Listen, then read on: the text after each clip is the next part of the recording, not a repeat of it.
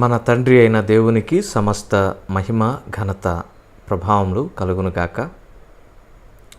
మన ప్రభువును రక్షకుడునైన యేసుక్రీస్తు ప్రభువారి అతి పరిశుద్ధమైన నామంలో ప్రియమైన దేవుని బిడ్డలందరికీ హృదయపూర్వకమైన ప్రేమ వందనములు తెలియజేసుకుంటూ ఉన్నాను. సజీవ వాహిని వారిచే నిర్వహించబడుచున్న కాంకరర్స్ నో మోర్ చైన్స్ అనబడిన యవనస్తుల కొరకు ప్రత్యేకంగా నియమించబడిన ఈ యొక్క పరిచర్యను బట్టి ప్రభువుని ఎంతో స్తుతిస్తూ పరిచర్య చేస్తున్నటువంటి ప్రియులందరికీ కూడా హృదయపూర్వకమైన ప్రేమ వందనాలు తెలియజేసుకుంటూ ఉన్నాను. ఈ సమయంలో దేవుని వాక్యాన్ని మనము ధ్యానం చేద్దాం. దేవుని పరిశుద్ధ గ్రంథంలో నుండి ఆదికాండము 5వ అధ్యాయం 21వ వచనము నుండి 24వ వచనం వరకున్న వాక్య భాగాన్ని చదువుకొని ఆ పిమ్మట ధ్యానం చేద్దాం. ఆదికాండము 5వ అధ్యాయం 21 నుంచి 24వ వచనం వరకున్న వాక్య భాగాన్ని చదువుతున్నాను, దయచేసి గమనించండి. హనోకు 65 ఏండ్లు బ్రతికి మెతూషెలను కనెను. హనోకు మెతూషెలను కనిన తరువాత 300 ఏండ్లు దేవునితో నడుచుచు కుమారులను కుమార్తెలను కనెను.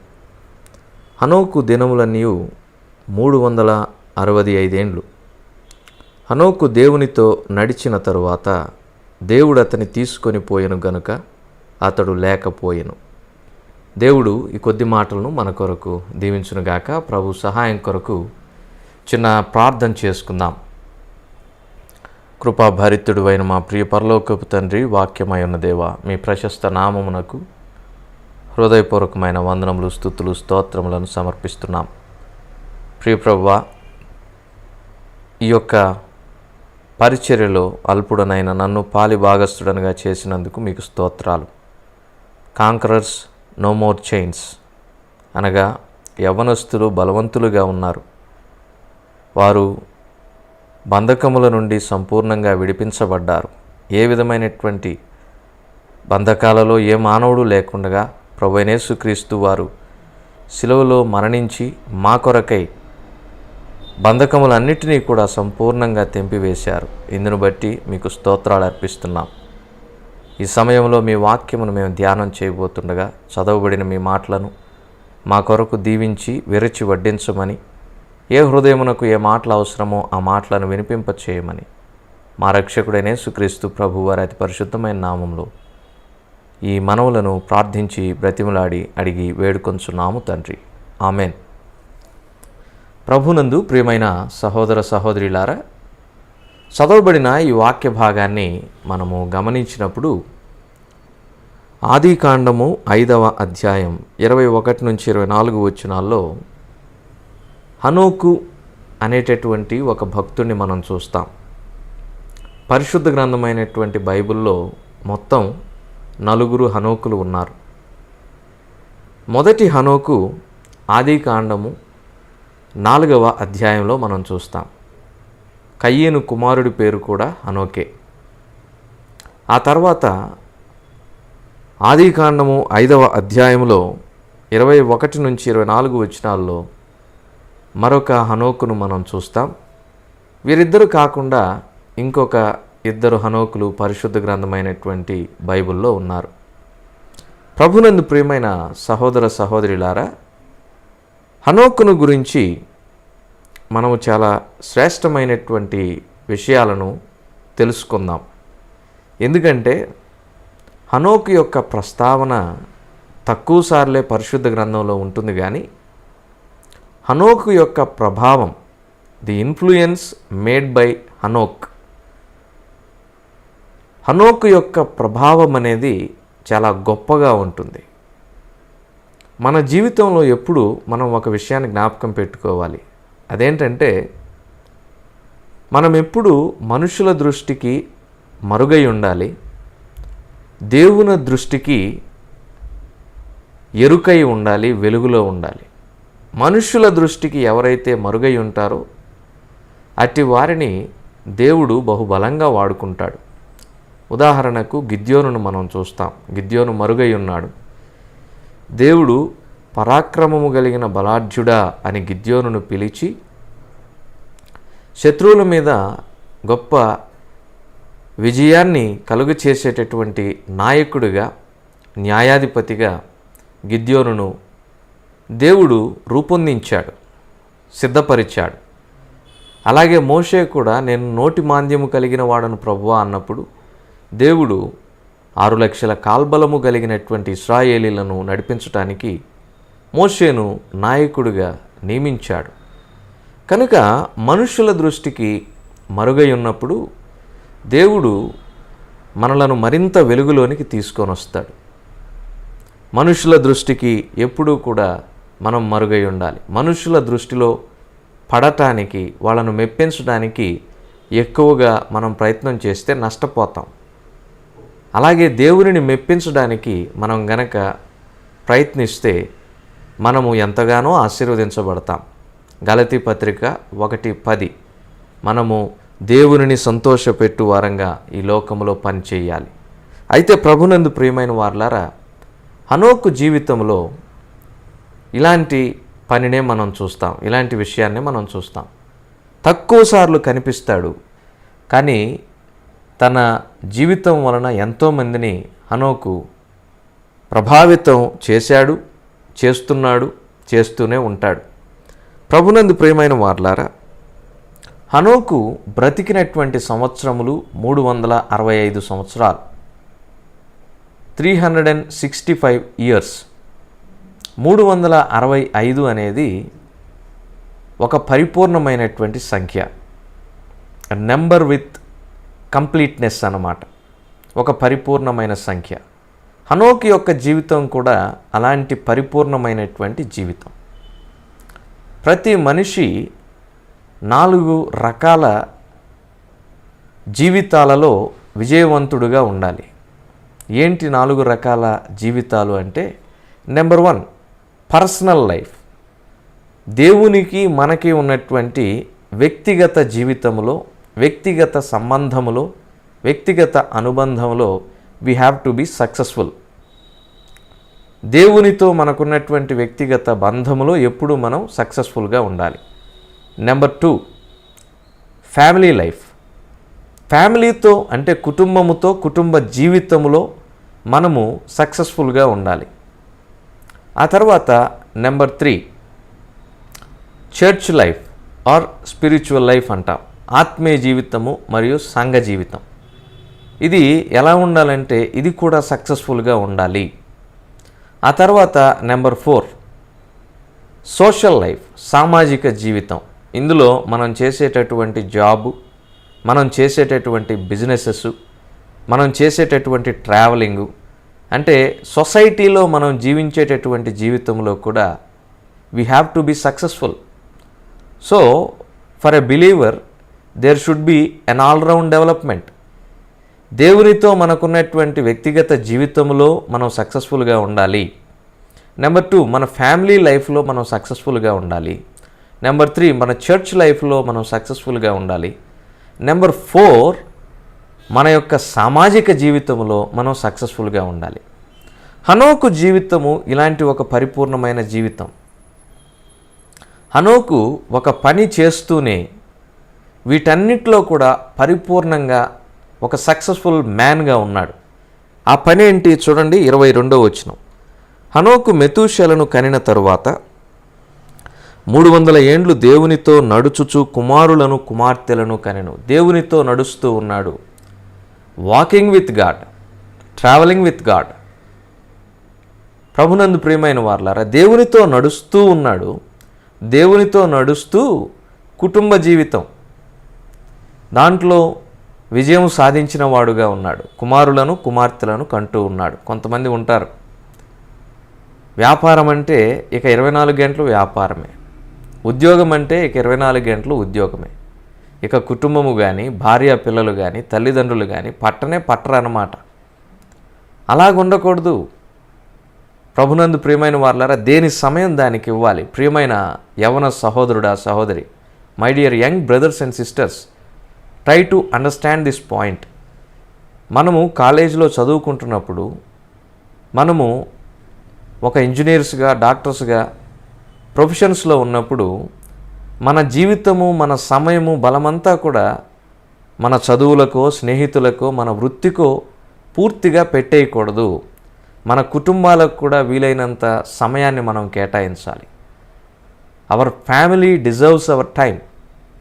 ఈ క్రమంలో కుటుంబంతో వీలైనంత ఎక్కువ సమయం గడపలేక చాలామంది యవ్వనస్తులు, వివాహమైన వారేమో ఆ యొక్క వైవాహిక జీవితమును పాడు చేసుకుంటూ ఉన్నారు. అదేవిధంగా తల్లిదండ్రుల సంరక్షణలో ఉన్నటువంటి యవ్వనస్తులేమో తల్లిదండ్రులకు వీలైనంత ఎక్కువ సమయాన్ని కేటాయించలేకపోతున్నారు.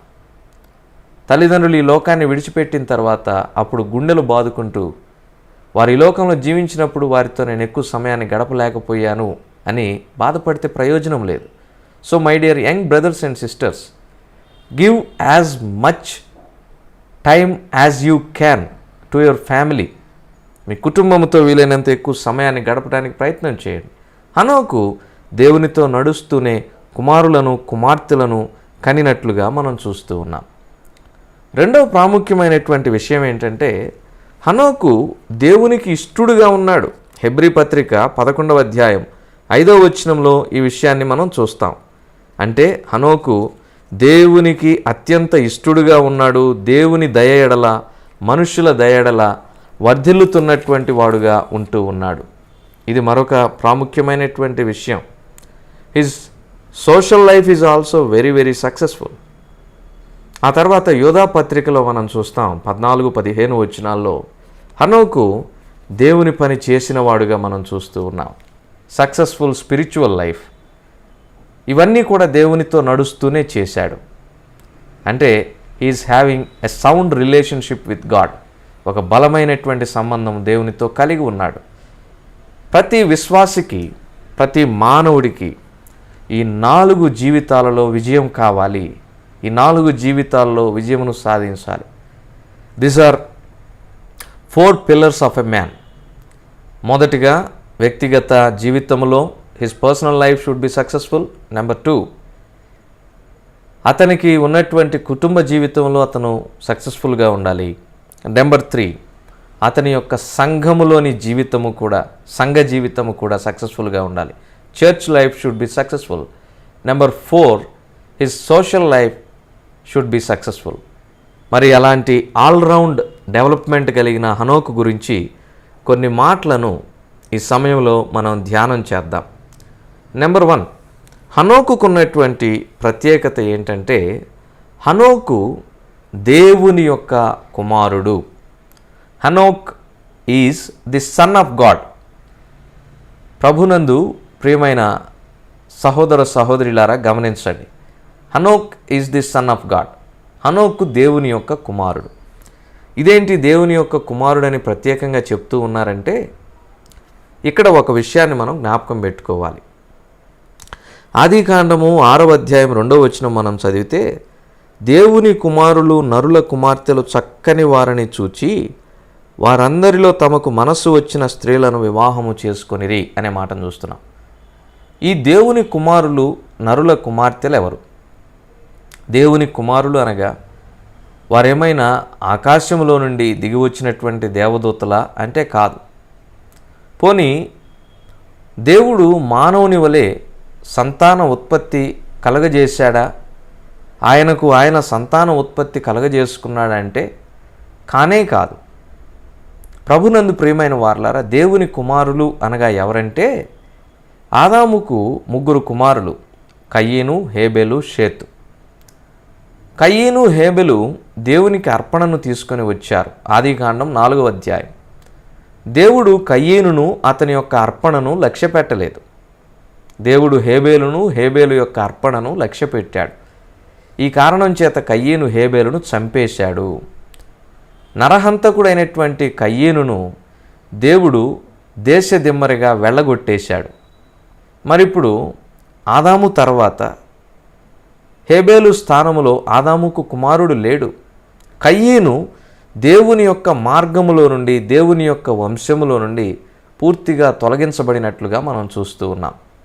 ఈ క్రమంలో ఆదాము తర్వాత, హేబేలు తర్వాత ఆదాము యొక్క ఆ యొక్క ఆదాము తర్వాత వచ్చినటువంటి హేబేలు తర్వాత వంశములో ఒక వ్యాక్యూమ్, అగాధం అనేది ఏర్పడింది.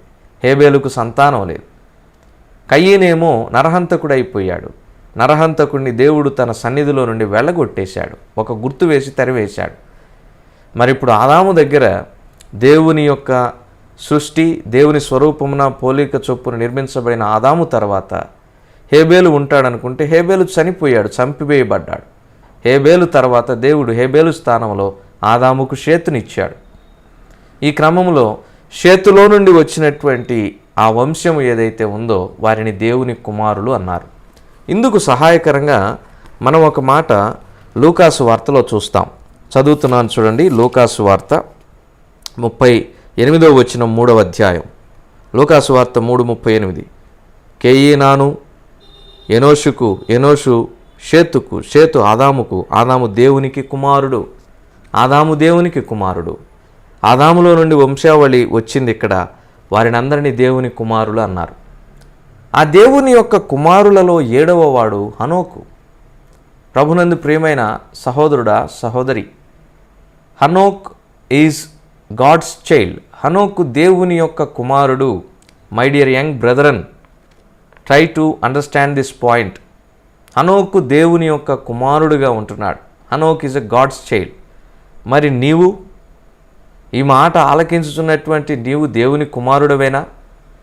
దేవుని యొక్క కుమార్తెవేనా?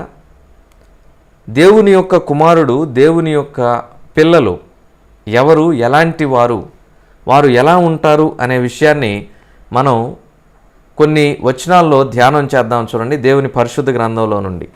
యోహాను సువార్త 1:12.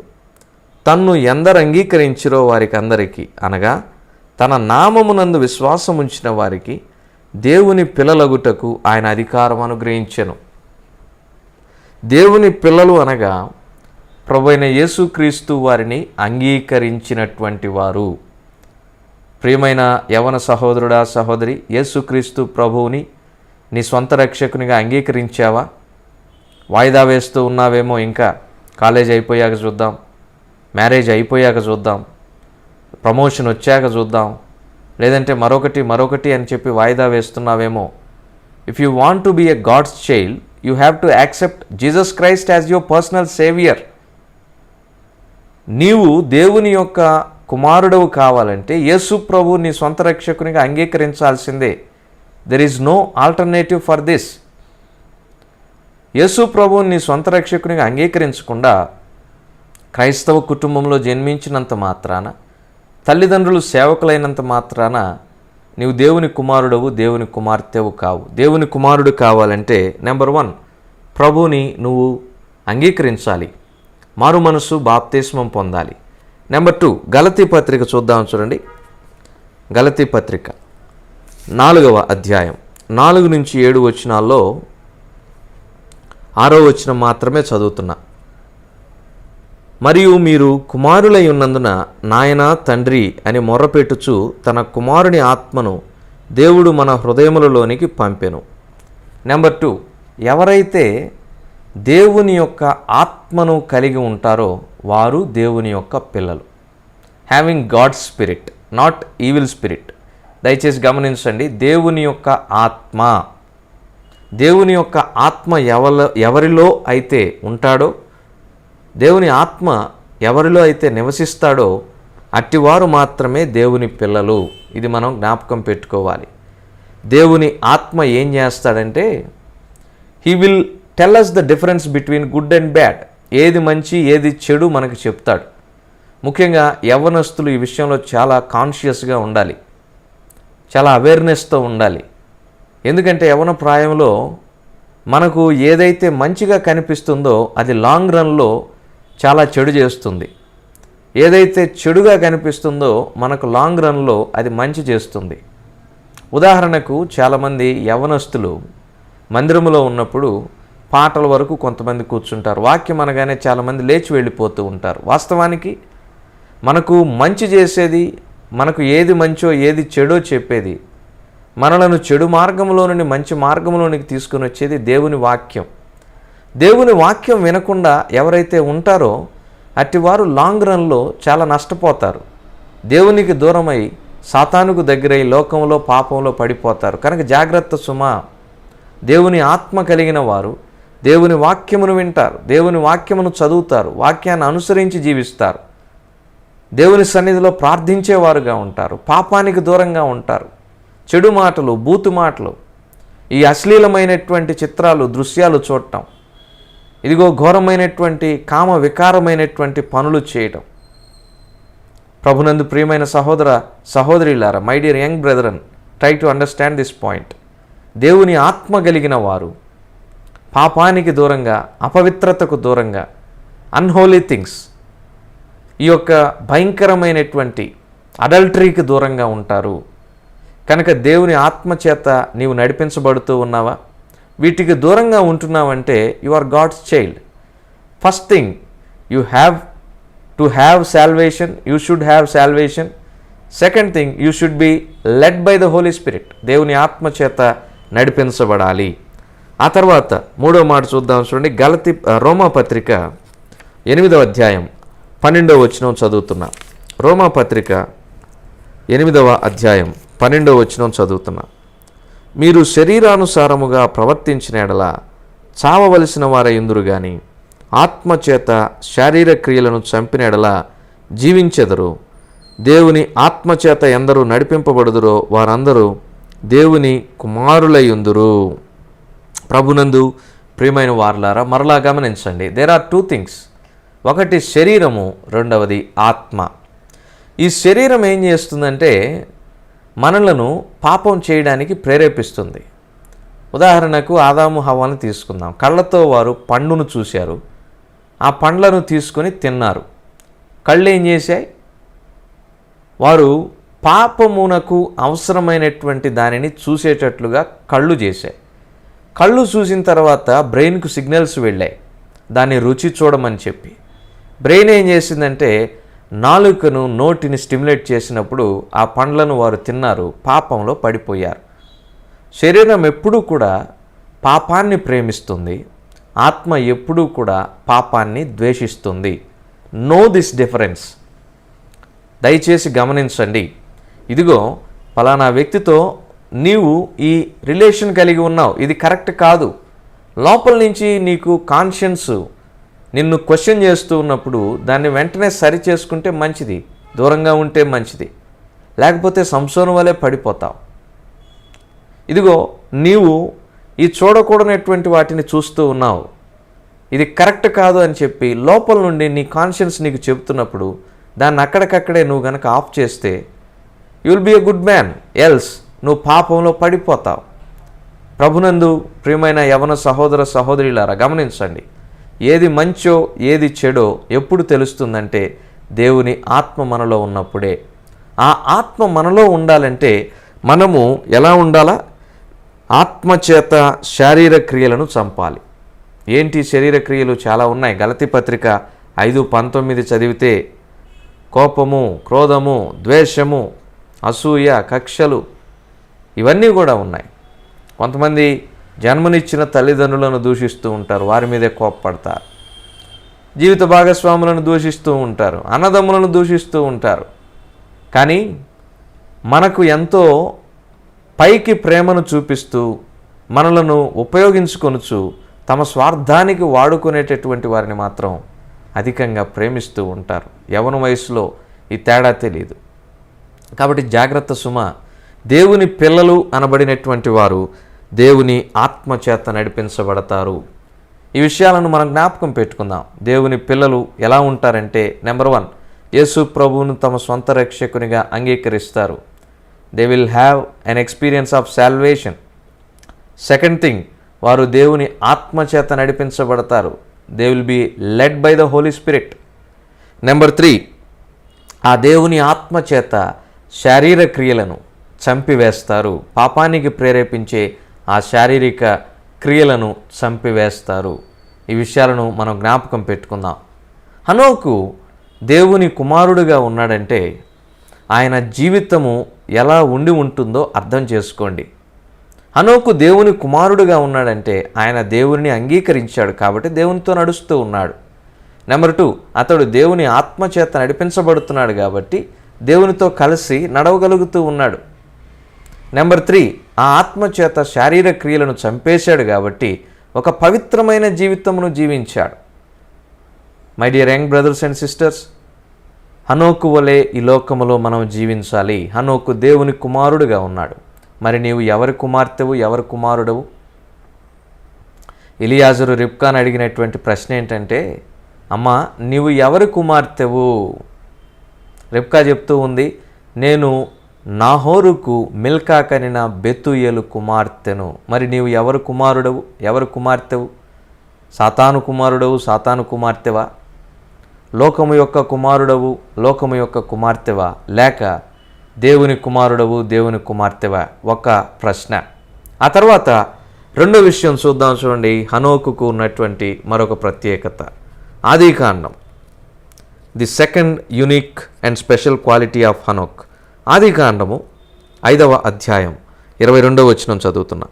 హనోకు మెతూషెలను కనిన తరువాత 300 ఏండ్లు దేవునితో నడుచుచు కుమారులను కుమార్తెలను కనెను. Enoch is a man walking with God. హనోకు దేవునితో కలిసి నడుస్తున్నవాడు. నడుచుట అంటే ఏంటి? It's a journey. Let's say marriage is a journey, friendship is a journey, any relationship is a journey. ఒక ప్రయాణం, ఒక నడక. దయచేసి గమనించండి, హనోకు యొక్క ప్రయాణము, హనోకు యొక్క నడక ఎవరితోటి ఉందంటే లోకంలో ఉన్నటువంటి మనుషులతో కాదు, లోకంలో ఉన్నటువంటి స్నేహితులతో కాదు, దేవునితో. Hanok is walking with God. ప్రభునందు ప్రియమైన వారలారా, హనోకు దేవునితో కలిసి నడుస్తూ ఉన్నాడు. ఒక మాట, మనము ఒక వ్యక్తితో కలిసి నడవాలంటే ఏముండాలి? ఎప్పుడు మనం ఒకరితో కలిసి నడవగలం? ఒక మాట చూద్దాం. చూడండి, దేవుని పరిశుద్ధ గ్రంథంలో నుండి ఆమోసు గ్రంథం 3వ అధ్యాయం 3వ వచనం చదువుతున్నా. ఆమోసు గ్రంథం 3వ అధ్యాయం 3వ వచనం. సమ్మతింపకుండా ఇద్దరు కూడి నడుతురా. ఇద్దరు కలిసి నడవాలంటే వారిద్దరి మధ్యలో సమ్మతి ఉండాలి. సమ్మతి అనగా కన్సెంట్ అంటాం. ఇంగ్లీష్లో కన్సెంట్ అంటాం సమ్మతి అంటే. ఇది అర్థం కావడం కోసం ఒక చిన్న ఉదాహరణ చెప్తాను. ఏ అనేటటువంటి ఒక వ్యక్తి ఉన్నాడు, బి అనేటటువంటి మరొక వ్యక్తి ఉన్నాడు. ఈ ఏ మరియు బి అనేటటువంటి వారు ఇరువురు కూడా మంచి స్నేహితులు అన్నమాట. వీరిద్దరూ కూడా స్నేహం చేస్తూ దాదాపుగా 25 సంవత్సరాలు దాటిపోయాయి. ఈ 25 సంవత్సరాల్లో వారిద్దరి మధ్యలో మంచి రిలేషన్షిప్ ఉంది. ఇది ఎలా సాధ్యం అంటే వారిద్దరి మధ్య సమ్మతి ఉండటం వలన. సమ్మతి అంటే ఏంటంటే ఏ చెప్పేటటువంటి విషయాన్ని బి వినేటటువంటి వాడు, బి చెప్పేటటువంటి విషయాన్ని ఏ వినేవాడు. బికు తెలియని విషయం ఏ చెప్పినప్పుడు బి వినేటటువంటి వాడు, ఏకి తెలియని విషయం బి చెప్పినప్పుడు ఏ వినేటటువంటి వాడు. ఆ ఇద్దరి మధ్య ఆ అండర్స్టాండింగ్, ఆ కోఆపరేషన్ అనేది ఉండటం వలన there friendship last beyond 25 years. వారి స్నేహము 25 సంవత్సరాలకు మించి సాగుతూ ఉంది. మరి దేవునితో కలిసి మనం నడవాలంటే దేవునికి మనకి మధ్యన ఈ కోఆపరేషన్, ఈ కన్సెంట్ అనేది ఉండాలి. ప్రభునందు ప్రియమైన వారలారా, దేవునితో మనం కలిసి నడుస్తున్నామా లేదా ఒకసారి ప్రశ్నించుకుందాం. కొంతమంది అనుకోవచ్చు, నేను దేవునితో కలిసి నడుస్తున్నాను అని. దేవునితో కలిసి నడిచేటప్పుడు మరి ఆయనతో నిజంగా మనకు సమ్మతి ఉందా? ఆయనతో నిజంగా మనకు పీస్ అనేది, సమాధానం అనేది ఉందా? దేవునితో మనకున్నటువంటి సంబంధం ఎలాగుంది? కొంతమంది మందిరానికి రారు, బైబిల్ చదవరు, ప్రార్థన చేయరు. దేవునికి ఉన్నటువంటి లక్షణాలు ప్రేమ కానీ, క్షమించడం కానీ, ఓర్పు కానీ, సహనం కానీ ఇలాంటివేవీ కూడా ఉండవు. కానీ మేము దేవుని పిల్లలము, దేవునితో కలిసి నడుస్తున్నామనే భ్రమలో జీవిస్తూ ఉంటారు. ఉదాహరణకు సంసోనే. దెలీలా ఫిలిస్తీన్ల సర్దారులకు సంసోను పట్టించినప్పుడు సంసోను నేను ఇంతకు ముందులాగే బలాఢ్యుడను అనుకొని ఫిలిష్తీయుల మీదకి యుద్ధానికి వారిని చంపడానికి లేచినప్పుడు సంసోనును దేవుడు విడిచిపెట్టాడనే విషయం సంసోను మర్చిపోయాడు, సంసోనుకు తెలియలేదు. ఇలాగ చాలామంది యవ్వనస్తులు ఈ లోకంలో జీవిస్తున్నారు.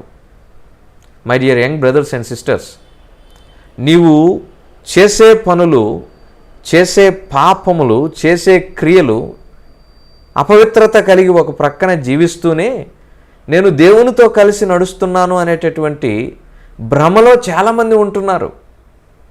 ఇదిగో మద్యము సేవించుచు, పొగ త్రాగుతూ, భయంకరమైనటువంటి హేయమైన కామ క్రియలను, అడల్టరీని, భయంకరమైనటువంటి చెడు దృశ్యాలను చూస్తూ లోకంలో జీవిస్తూ చెడ్డ మాటలు మాట్లాడుతూ మరొక ప్రక్క నేను దేవునితో కలిసి నడుస్తూ ఉన్నాను అనేటటువంటి ఈ రెండు పడవల మీద కాళ్ళు వేసి చేస్తున్న ప్రయాణం ఏదైతే ఉందో అది ప్రమాదకరం.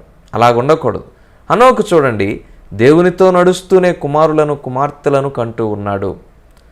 So my dear young brothers and sisters, try to understand this. ఒక ప్రక్క లోకములో జీవిస్తూ, లోకపు అలవాట్లు కలిగి, లోకము యొక్క క్రియలను చేస్తూ, పాపాన్ని జరిగిస్తూ, అపవిత్రమైన జీవితమును జీవిస్తూ, మరొక ప్రక్క నేను దేవుణ్ణి కలిగి ఆయనతో నడుస్తున్నాను అనేటటువంటి భ్రమలో ఉండొద్దు. ఇద్దరు కలిసి నడవాలంటే వారిద్దరి మధ్యలో సమ్మతి ఉండాలి, వారిద్దరి మధ్యలో కోఆపరేషన్ ఉండాలి. There should be consent from both sides. ఇద్దరికి సమ్మతముగా ఉండాలి. కాబట్టి ఇద్దరు కలిసి నడిచేటప్పుడు వారిద్దరి మధ్యన సమ్మతి ఉండాలి అనే విషయాన్ని మనం చూస్తున్నాం. ఆ సమ్మతి ఎప్పుడు వస్తుంది, ఎలా వస్తుంది? ఒక మాట చూద్దాం, చూడండి. ఆ మాట చదివిన తర్వాత మనం నిజంగా దేవునితో కలిసి నడుస్తున్నామా లేదా మనకు అర్థమవుతుంది. యోహాన్ రాసిన మొదటి పత్రిక 3వ అధ్యాయం 19-20 వచనాలను చదువుతున్నాం. ఇందువలన మనము సత్య సంబంధులమని ఎరుగుదుము, దేవుడు మన హృదయము కంటే అధికుడై సమస్తమును ఎరిగి ఉన్నాడు గనక మన హృదయము ఏ ఏ విషయములలో మన యందు దోషారోపణ చేయునో ఆయా విషయములలో ఆయన ఎదుట మన హృదయములను సమ్మతిపరుచుకుందుము. సమ్మతి అంటే ఏంటంటే, మనం ఏదైనా తప్పు చేసామండి, మనం చేసినటువంటి ఆ తప్పును బట్టి మన మనస్సాక్షి, our conscience is questioning us very badly. మన మనస్సాక్షి మనలను ప్రశ్నిస్తూ ఉన్నప్పుడు మనం దేవుని దగ్గరకు వెళ్ళి, అయ్యా నా మనస్సాక్షి నా మీద ఈ దోషారోపణ చేస్తుంది, నేను తప్పు చేశాను, నేను పాపం చేశాను, దయతో మమ్మల్ని క్షమించండి అని చెప్పి మన హృదయము కంటే అధికముగా ఉన్నటువంటి దేవుని దగ్గర మనం నిజమైన పశ్చాత్తాపముతో ఆయనతో సమ్మతి కలిగి ఉండాలి, ఆయనను సమ్మతిపరుచుకోవాలి. ఇదండి దేవునితో కలిసి నడవడం అంటే. అర్థమవుతుంది కదా? మనము ఏదో ఒక చెడ్డ మాట, బూతు మాట తిట్టేశాం, మాట్లాడేశాం. ఇప్పుడు ఈ బూతి మాట క్రైస్తవుడు నోటి వెంబడి రాకూడదు. చాలా స్పష్టంగా దేవుని వాక్యం చెబుతూ ఉంది, క్రైస్తవ పిల్లల యొక్క నోటి వెంబడి ఎలాంటి బూతులు కానీ భయంకరమైనటువంటి చెడ్డ మాటలు కానీ రాకూడదని. కొలస్సీ పత్రిక 3వ అధ్యాయం 8వ వచనం, ఇప్పుడైతే మీరు కోపము, ఆగ్రహము, దుష్టత్వము, దూషణ, మీ నోట బూతులు అను వీటన్నిటినీ విసర్జించుడి. ఒక బూతు మాట మాట్లాడారు. మరి ఈ క్రమంలో మనస్సాక్షి గద్దిస్తూ ఉంది, ఇదేంటి, నువ్వు క్రైస్తవుడు కదా, క్రైస్తవ కుటుంబంలో జన్మించావు కదా, మందిరానికి వెళ్ళేవాడివి కదా, ఆరాధన చేసేవాడివి కదా, ఇలాంటి మాట ఎందుకు మాట్లాడావు, మాట్లాడొచ్చా అని మనస్సాక్షి మన హృదయాన్ని గద్దిస్తూ ఉన్నప్పుడు మనం వెంటనే దేవుని వైపు తిరిగి, అయ్యా నన్ను క్షమించండి, ఆవేశంలో కోపంలో ఏదో మాట్లాడేశాను, పొరపాటు జరిగిపోయింది, మీరు నాకు దూరము కాకండి, నేను మీతో కలిసి నడవాలని ఆశపడుతున్నాను అని చెప్పి దేవుని దగ్గర నిజమైన పశ్చాత్తాపంతో చేసిన తప్పును, పాపమును గనక ఒప్పుకున్నట్లయితే మనము దేవునితో సమ్మతి పరుచుకున్నట్లే.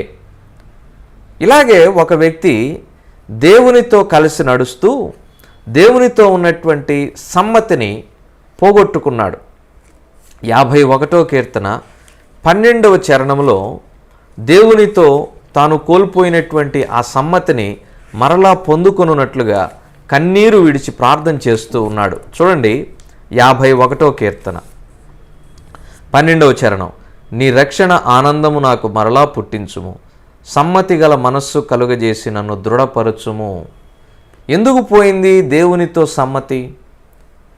దేవునితో కలిసి చక్కగా నడుస్తూ ఉన్నాడు కదా, ఎందుకు దేవునితో సమ్మతి పోయిందంటే, ఆ వ్యక్తి మరొకని భార్యతోటి అక్రమ సంబంధము కలిగి ఉన్నాడు. మరొక భార్యతో వ్యభిచారం చేశాడు. ఆయనే దావీదు రాజు, గొప్ప భక్తుడు, దేవునితో కలిసి నడుస్తున్నటువంటి ఒక గొప్ప భక్తుడు. ఆయన దేవునితో కలిసి ప్రయాణిస్తున్నవాడు. ఎప్పుడైతే ఈ ఘోరమైన పాపం చేశాడో, దేవునికి దావీదుకు మధ్యన పాపము ఒక అడ్డుగోడగా వచ్చి ఏర్పడింది.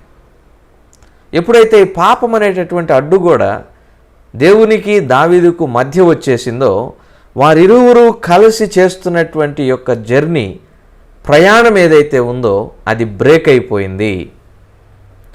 కనుక పాపము దేవునికి మనకి మధ్యన రాకూడదు. అపవిత్రత దేవునికి మనకు మధ్యన రాకూడదు. దయచేసి గమనించండి. పాపము ఎప్పుడైతే మనకి దేవునికి మధ్యన వస్తుందో, దేవునితో మనం చేస్తున్న ఈ జర్నీ, ప్రయాణం ఏదైతే ఉందో దానికి బ్రేక్ పడుతుంది, అది ఆగిపోతుంది. దేవునితో కలిసి మనం నడవలేం. ఇందాక మనం చూసాం, అనకూడని మాట అనినప్పుడు మనస్సాక్షి దోషారోపణ చేస్తూ ఉండగా దేవుని దగ్గర మనం నిజమైన పశ్చాత్తాపముతో ఆ పాపమును ఒప్పుకోవాలి. అదే చేస్తూ ఉన్నాడు దావీదు 51వ కీర్తనలో. అయ్యా, నేను నీతో కలిసి ప్రయాణిస్తూ ఉండగా ఘోరమైన పాపంలో పడిపోయాను. నా మనుష్య స్వభావాన్ని బట్టి నన్ను క్షమించండి. మీతో ఉన్న సమ్మతిని నాకు మరలా దయచేయండి. ఆ సమ్మతి కలిగిన మనస్సు నాకు దయచేయండి. నేను మీతో మరలా కలిసి నడవాలని ఆశపడుతూ ఉన్నాను. ఈ మాట వినబడుతూ ఉండగా ఎంతమంది దావీదు వలె పడిపోయిన వారు ఉన్నారు, ఎంతమంది సంసోను వలె పడిపోయిన వారు ఉన్నారు. పడిపోయి దేవునితో ఉన్నటువంటి సంబంధాన్ని, దేవునితో ఉన్నటువంటి సమ్మతిని కోల్పోయిన వారు ఉన్నారు. ఇదిగో మనస్సాక్షి మిమ్మల్ని గద్దిస్తూ ఉండగా, వాక్యము హృదయాన్ని తాకుతూ ఉండగా, ఇదిగో నేను పడిపోయాను, ఘోరమైన పాపం చేశాను అని చెప్పి పశ్చాత్తాపము హృదయములో కలుగుతూ ఉండగా, ఇప్పుడే దేవుని వైపు చూడు. దేవుని వైపు చూచి, అయ్యా నేను పాపం చేశాను, నన్ను క్షమించని దేవునితో సమాధానపడు. దేవునితో కోల్పోయిన ఆ సమ్మతిని మరలా తిరిగి స్థాపించుకో. Reestablish the consent which you have before committing the sin with God. దేవునితో నీవు కోల్పోయిన ఆ సమ్మతి ఏదైతే ఉందో, పాపానికి ముందు ఉన్నటువంటి దేవునితో ఉన్న ఆ సమ్మతి ఏదైతే ఉందో, దాన్ని మరలా తిరిగి స్థాపించుకోవడానికి ప్రయత్నం చేయి. రిపెంట్. ప్రభునందు ప్రియమైన సహోదరుడా, సహోదరి, మారు మనసు పొందు. దేవుని వైపు చూడు, దేవుని ఆశ్రయించు. పశ్చాత్తాపముతో దేవుని సన్నిధిలో వేడుకో. Try to establish the consent which you have before committing the sin. Before you have that consent with the God before you committing sin. దయచేసి ఈ సమ్మతిని మరలా తిరిగి సంపాదించుకో. ఇదే దావీదు చేస్తున్నాడు. ఇప్పుడు హనోకు దేవునితో నడిచిన వాడు అంటే దేవునితో ఇలాంటి సమ్మతి కలిగి నడిచాడని అర్థం. హనోకు దేవుని దగ్గర తన హృదయం ఎప్పుడూ కూడా దోషారోపణ చేసే విధంగా పెట్టుకోలేదు. హనోకు జీవితంలో, హనోకు ప్రవర్తనలో దేవుని దగ్గర ఎప్పుడూ కూడా తన హృదయము దోషారోపణ చేసే పరిస్థితిలో హనోకు లేడు. He is very clear, he is very clean, he is very holy. My dear young brothers and sisters, మన జీవితములు ఎలా ఉన్నాయి? ప్రభుతో నడుస్తున్నాము అనేటటువంటి ఆలోచనలో ఉండగా మన జీవితములు ఎలా ఉంటున్నాయి ఒకసారి పరిశీలన చేసుకుందాం. నెంబర్ 3, హనోకున్నటువంటి థర్డ్ ఇంపార్టెంట్ పాయింట్ చూద్దాం. చూడండి, యోధా పత్రిక 14-15 వచనములను చదువుతాను. యోధా పత్రికలో ఒకే అధ్యాయం ఉంటుంది కనుక 14-15 వచనములను చదువుతున్నాను. ఒకసారి దయచేసి గమనించండి.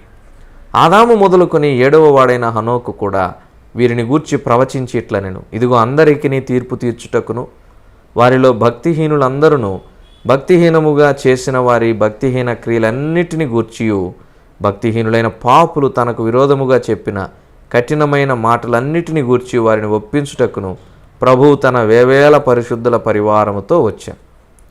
హనోకు ఇక్కడ ఏం చేస్తున్నాడో చూడండి. ఆదాము మొదలుకొని 7వ వాడైన హనోకు కూడా వీరిని గూర్చి ప్రవచించి ఇట్లా నేను ప్రవచిస్తూ ఉన్నాడు, అనగా దేవుని పరిచర్య చేస్తూ ఉన్నాడు. My dear young brothers and sisters, we have to do Lord's ministry. యవ్వన కాలమున దేవుని కాడి మోయుట నరునికి మేలు. విలాప వాక్యాలు 3:27. ప్రియమైన సహోదరుడా, సహోదరి, దేవుని పని చేస్తూ ఉన్నావా? దేవుని పరిచర్య చేస్తూ ఉన్నావా? మందిరంలో దేవుని పరిచర్య చేస్తూ ఉన్నావా?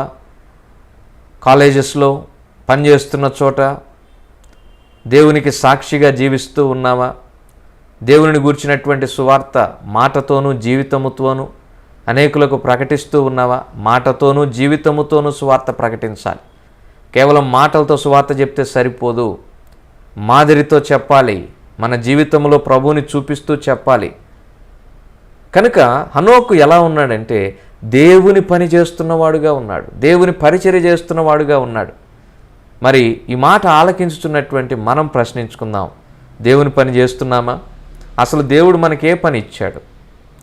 హాస్టల్లో ఉంటే ఒక నలుగురిని ప్రభువు కొరకు సంపాదించాలి. పీజీలో ఉంటే ఒక నలుగురిని, అట్లీస్ట్ మన రూమ్మేట్స్ని ప్రభువు కొరకు. ఆఫీసులో ఉంటే ఒక్క ఆత్మ అయినా, ఇంటి దగ్గర ఉంటే ఒక్క ఆత్మ అయినా, మన స్నేహితులు ఇంకా ప్రభువుని నమ్ముకొని వాళ్ళు చాలామంది ఉన్నారు, వారికైనా సువార్త చెప్పి ఒక్క ఆత్మనైనా ప్రభు దగ్గరకు నడిపించే పని యవనస్తులంగా ఈ వయసులోనే మనం చేయగలం. ఇప్పుడే ఆరోగ్యము, కంటి చూపు, ఒంట్లో బలము, సత్తు అనేది ఉంటుంది. వృద్ధాప్యంలోనికి వచ్చి ఏదో చేద్దాం అనుకుంటే ఏమీ చేయలేం. యవన ప్రాయంలో ఉండగా సంపాదనలో పడిపోయి దయచేసి దేవుని పనిని విస్మరించవద్దు. Please do not neglect God's ministry when you are young. యవనస్తులుగా ఉన్నప్పుడు దేవుని పనిని నిర్లక్ష్యము చేయకండి. హనోకు చూడండి, దేవునితో నడుస్తూనే కుమారులను కుమార్తెలను కంటున్నాడు, కుమారులను కుమార్తెలను కంటూనే దేవుని పని చేస్తూ ఉన్నాడు. There is an all round development. అలాగైతే మన జీవితంలో ఎలా ఉన్నాయి? ఒక ప్రశ్న వేసుకుందాం. దేవుని పని చేస్తూ ఉన్నామా? ఎంతమందికి మనము ప్రభువుని గురించి ప్రకటించగలుగుతూ ఉన్నాం? నిజంగా దేవుని పని చేస్తూ ఉన్నామా? కరపత్రికలు, ట్రాక్ట్స్ ఇవ్వగలుగుతూ ఉన్నామా? నిజంగా దేవుడు మనకు ఎంతో చేశాడు, మనం దేవుని కొరకు ఏం చేస్తున్నాం? ఒక ప్రశ్న వేసుకుందాం. హనోకు జీవితమును చూడండి, ఆయన అన్ని విషయాలలో విజయవంతుడిగా ఉన్నాడు. He led a complete life. At the same time he was a son of God. Number 2, he was walking with God. Number 3, he has done God's work in his life. ఈ 3 విషయాలను మన జీవితంలో కలిగి ఉందాం. హనోకు వలె ఈ లోకంలో జీవిద్దాం. అలా జీవించాడు కాబట్టి హనోకు మరణము చూడకుండా దేవునితో కొనిపోబడ్డాడు. అలాగైతే మన జీవితంలో కూడా హనోకు వలె ఒక పరిపూర్ణమైన జీవితమును జీవిద్దాం. దేవుని యొక్క అమితమైన అపరిమితమైన ఆశీర్వాదములను పొందుకుందాం. దేవుడి కొద్ది మాటలు మన కొరకు దీవించునుగాక. ప్రార్థన చేసుకుందాం. కృప కలిగిన మా తండ్రి, మీరు ఇచ్చిన వాక్యమునకై స్తోత్రాలు. ఎత్తబడిన వాక్యం నీరు కట్టి ఫలింప చేయండి. ప్రియ యవన బిడ్డలు, యవన సహోదర సహోదరీలు మాత్రమే కాదయ్యా, విశ్వాసులైన వారు మీ మాటలను ఆలకిస్తూ ఉండగా హనోకు జీవితంలో మేము విన్నటువంటి అమూల్యమైన ఆత్మీయ పాఠాలను మా హృదయంలో భద్రపరుచుకొని మా జీవితంలో ఆచరించే ప్రయత్నం చేయుట కృపను దయచేయమని వేడుకుంటున్నాం. ఎత్తబడిన వాక్యం అపవాది దొంగిలించకుండా నీరు కట్టి ఫలింప చేయమని నాయన, మరి కాంకరర్స్ నో మోర్ చైన్స్ అనబడిన ఈ పరిచర్య విషయంలో ప్రయాసపడుతున్న ప్రియులందరినీ పేరు పేరుని దీవించమని, మీ చిత్తమైతే మరొకసారి మేము కలుసుకుంటకు సహాయం దయచేయమని మా రక్షకుడైన యేసుక్రీస్తు ప్రభువారి పరిశుద్ధమైన నామంలో ఈ మనవులను ప్రార్థించి బ్రతిమలాడి అడిగి వేడుకొంచున్నాము తండ్రి. ఆమెన్. అందరికీ వందనాలు.